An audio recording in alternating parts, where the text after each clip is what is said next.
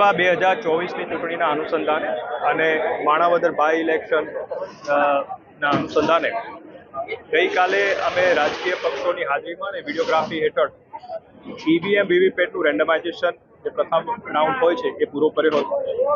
ઉપસ્થિત જે રાજકીય પક્ષો હતો એ લોકોને ઈવીએમ અને વીવીપેટના રેન્ડમાઇઝેશનનું જે લિસ્ટ છે એ પણ એમને આપવામાં આવ્યું હતું।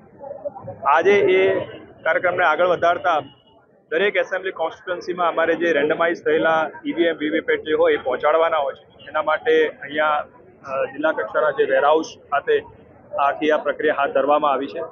આમાં પણ અમે ટ્રાન્સપરન્ટ રીતે આખી પ્રક્રિયા યોજાય એના માટે તમામ રાજકીય પક્ષોને પણ જાણ કરવામાં આવી છે અને વિડીયોગ્રાફી હેઠળ આ તમામ પ્રક્રિયા ચાલી રહી છે।